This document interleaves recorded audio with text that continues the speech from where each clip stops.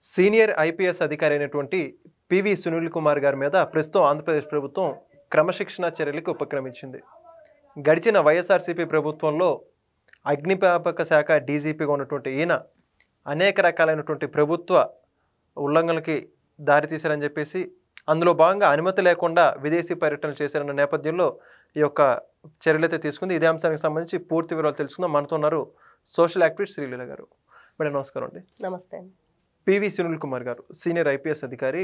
అయితే గడిచిన వైఎస్ఆర్సీపీ ప్రభుత్వంలో అయినా ప్రభుత్వ అనుమతులు లేకుండా విదేశీ పర్యటనలు చేశారని అవన్నీ కూడా బయటకు రావడంతో వాటికి సంబంధించి డిసిప్లినరీ యాక్షన్ ఏదైతే ఉందో ఐపీఎస్కి సంబంధించి ఆ యొక్క క్రమశిక్షణ చర్యలకి దారి తీసిందని చెప్పేసి కూటమి ప్రభుత్వం దానికి అనుగుణంగా ఆదేశాలు జారీ చేసింది.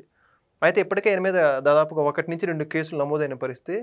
ఈయన భవిష్యత్తు ఏంటంటారు? మరి జగన్మోహన్ రెడ్డి గారు ఏదైతే పరిపాలన జరిగిందో 2019 to 24 ఏం జరిగింది అంటే లిటరల్ ఈ రోజున అందరూ చెప్పుకుంటున్న విషయం లాఠీలకు బేడీలు. నిజంగా ఇదే జరుగుతుంది. ఎవరైతే ఐపీఎస్లు ఐఏఎస్లు వాళ్ళు క్రమశిక్షణతో ఉంటూ రాష్ట్రంలో ఉన్న పోలీసు బలగాలందరినీ కూడా క్రమశిక్షణతో మెలిగే విధంగా వీళ్ళ కార్యాచరణ ఉండాలి. మరి అదన్నీ మానేసి వీళ్ళే తప్పులు చేస్తూ వీళ్ళే ఈ విధంగా రాజకీయ నాయకులకి తొత్తులుగా పనిచేశారు అనేది క్లియర్ కట్గా ఈ రోజున కనిపిస్తుంది.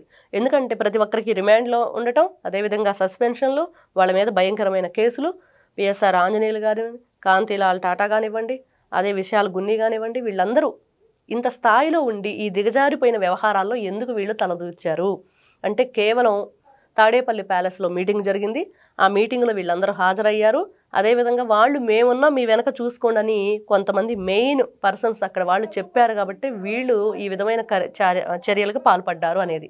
మరి ఈ రోజున ఎవరైతే ఈ సునీల్ కుమార్ అనే వ్యక్తి ఉన్నాడో మరి ఇతను కూడా ఐపీఎస్గా ఉండి, అదేవిధంగా మనం చూసాం చాలా సంస్థల్లో ఈ గవర్నమెంట్కి సంబంధించిన వాటిలో ఇప్పుడు మీరు అంటున్నారు అగ్నిమాపక దాంట్లోనే కాకుండా ఇంకా చాలా వాటిలో కూడా ఎవరైతే వైఎస్ జగన్మోహన్ రెడ్డికి సంబంధించిన కుటుంబాల్లో చిన్న చిన్న పనులు చేసుకునే వాళ్ళని కూడా గవర్నమెంట్ ఉద్యోగాల్లో పెట్టేసి వాళ్ళకి విపరీతమైన మంచి మంచి శాలరీలు ఇస్తూ వాళ్ళకి అసలు అర్హతే లేదు.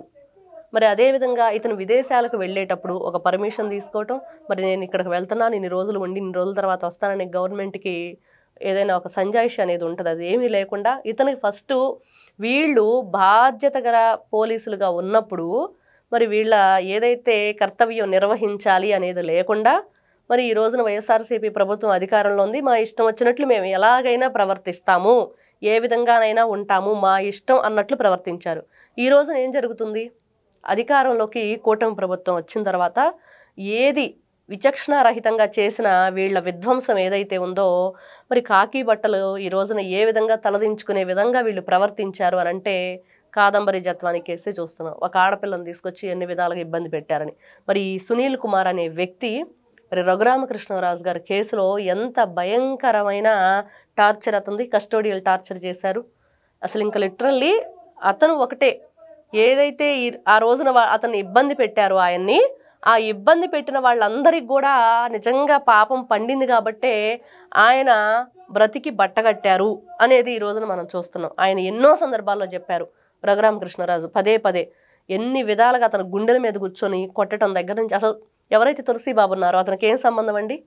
అసలు టార్చర్ పెట్టడానికి, అసలు వీడియో కాల్స్ చేయడానికి వీళ్ళందరూ అతను బంధించి మరి డాక్టర్ ప్రభావతి, ఈ సునీల్ కుమార్ అనే వ్యక్తి, మరి ఈ సునీల్ కుమార్ అనే వ్యక్తి మీద చాలా అభియోగాలు ఉన్నాయి. ఈ రోజున మరి కొన్ని కేసులు కూడా ఫైల్ చేశారు. ఈ రోజున ప్రజలు కోరుతున్నారు, ఎందుకు ఇంకా అతనికి మీరు నోటీసులు ఇవ్వలేదు, ఎందుకు విచారణకు పిలిపించలేదు, ఎందుకు అతనికి మరి కోర్టులో ప్రవేశపెట్టట్లేదు, ఎందుకు ఇంకా ఉపేక్షిస్తున్నారు, ఎందుకు ఆలోచిస్తున్నారు, ఎందుకు వదిలేస్తున్నారు? మరి ఆ రోజున దేన్నైనా వాళ్ళు వదిలిపెట్టారా? ఎవరినైనా సరే, ఏ విషయాన్నైనా సరే ప్రతి ఒక్క దాంట్లో అవినీతే లక్ష్యంగా చేశారు. ఎక్కడా కూడా వాళ్ళు మేము ఒక పోలీస్ యూనిఫామ్ వేసుకున్నాము, మరి రక్షక భటులుగా ఉన్నాము, రాష్ట్రాన్ని ఏ విధంగా మేము కాపాడుకోవాలనే విషయాన్ని మర్చిపోయి ఆ రోజున వైఎస్ఆర్సీపీ పార్టీ అధికారంలో ఉంది కదా, వాళ్ళ అధికారంలో ఉన్నప్పుడు వాళ్ళ మెప్పు పొందాలి, లేకపోతే వాళ్ళ వల్ల మేము డబ్బులు పొందాలి, లేకపోతే వాళ్ళ వల్ల మేము ఏదైనా అధికారంలో మంచి పదవి పొందాలి అనే ఆలోచన లక్ష్యంగా చేశారు. కానీ ఎక్కడా అయినా సరే మా కర్తవ్యం ఏంటి, మేము ఒక పోలీసుగా ఉన్నప్పుడు ఒక ఐఏఎస్ కానీ చూసాం. జగన్మోహన్ రెడ్డి గారి తండ్రి అయిన రాజశేఖర రెడ్డి గారి హయాంలో ఐఏఎస్ మరి శ్రీలక్ష్మి ఆవిడ పరిస్థితి ఏమైంది? ఎన్ని రోజులు ఆవిడ జైల్లో ఉన్నారు, మగ్గిపోయి వచ్చిన తర్వాత కూడా మళ్ళీ అక్కడికే వెళ్ళారు. మరి వీళ్ళందరూ కూడా చేసేవన్నీ కూడా ఎలా ఉన్నాయంటే ఈ రోజున ప్రజలందరూ కూడా ఇంకా జగన్మోహన్ రెడ్డి గారు పదే పదే ఏదో చెప్తున్నారు, మేము బటన్ నొక్కాము, మేము ఇచ్చినట్లుగా సంక్షేమ పథకాలు ఎవరూ ఇవ్వలేదని చెప్పేసి. మీరు బటన్ నొక్కి సంక్షేమ పథకాలు మాత్రమే ఇచ్చారు, అభివృద్ధి ఇవ్వలేదు, రాష్ట్రానికి ఒక భరోసా ఇవ్వలేదు భవితకి. మరి ఈ రోజున ప్రతి ఒక్కటి మద్యం మాఫియా దగ్గర నుంచి ఏదైనా చూసుకుంటే ఎంతమంది జీవితాలు సర్వనాశనం అయిపోయాయి వీళ్ళ ప్రభుత్వంలో అనేది కనిపిస్తోంది. మరి పోలీసుల వ్యవస్థను వీళ్ళు ఏ విధంగా దిగజార్చే విధంగా ప్రవర్తించారు. మరి పోలీసులు అందరూ కూడా యూనిఫామ్ తలదించుకునే విధంగా ప్రవర్తించడం, ఈ విధమైన రకరకాల అభియోగాలు, సునీల్ కుమార్ అనే వ్యక్తి కూడా దాంట్లో కీలక పాత్ర పోషించడం, ఇవి ఒక్కొక్కటిగా చూసుకుంటూ ఉంటే ఈ రోజున ఒకటే అనిపిస్తుంది, జగన్మోహన్ రెడ్డి గారు చేసిన పనికి నిజంగానే లాఠీలకి బేడీలు అన్నది. ఓకే మేడం, మరి ఇప్పటికే చూసుకుంటే ఓ పక్క పిఎస్ఆర్ ఆంజనేయులు గారు అరెస్ట్ అయ్యి జైల్లో రిమాండ్ ఖైదీగా ఉన్నారు, మరి కొంతమంది ఐపీఎస్లేమో సస్పెండ్ అయి ఉన్నారు. మరి పివి సునీల్ కుమార్ కూడా భవిష్యత్తులో అరెస్ట్ అయ్యే అవకాశం ఉన్నాయనుకోవచ్చా? ఖచ్చితంగా వీళ్ళు అభియోగాలు రేపు ఆరోపణలే కాదు, చేసినవన్నీ ఈరోజు రఘురామకృష్ణరాజు కేసే ఉంది. మరి ఆయన ఖచ్చితంగా దీన్ని ఒకటే కోరుతున్నారు, వీళ్ళందరికీ కూడా కస్టోడియల్ టార్చర్ కేసులో వీళ్ళందరినీ విచారణకు పిలిపించండి, వీళ్ళందరి మీద కూడా అతను అనుమానం వ్యక్తం చేస్తున్నారు. మరి అభియోగాలు ఉన్నప్పుడు మరి వాళ్ళని విచారణకు పిలవాలి, అదేవిధంగా మరి కోర్టులో హాజరుపరచాలి. అవన్నీ ఎవరెవరితో వీళ్ళు ఫోన్లు మాట్లాడారు, ఏ విధంగా ఆ రోజు అతని మీద అంత కఠినమైన చర్యలు తీసుకున్నారు, ఇవన్నీ తెలియాలి. ఖచ్చితంగా అతను ఒక కేసు కాదు, ఈ రోజున మీరన్నట్లుగా ఏదైతే అతను డ్యూటీలో ఉన్నప్పుడు ఎటువంటి సమాచారం ఇవ్వకుండా వేరే స్టేట్స్కి వెళ్ళటం, ఇవన్నీ కూడా అవి చిన్న విషయాలు, వేరే స్టేట్స్కి వెళ్ళారా లేకపోతే ఇంకోటి చేశారా అని. కానీ ఇక్కడ జరిగింది ఏంటి, కస్టోడియల్ టార్చర్ విషయంలో. అదేవిధంగా కొంతమందికి అర్హత లేని వాళ్ళకి ఉద్యోగాలు కల్పించడం, వాళ్ళ దగ్గర డబ్బులు తీసుకోవటం. మరి వైఎస్ఆర్సీపీ పార్టీనే ఏది చెప్తే అది చేసిన వీళ్ళందరూ కూడా ఖచ్చితంగా శిక్షకు అర్హులు అనేది మనకు కనిపిస్తుంది. Thank you. నమస్తే.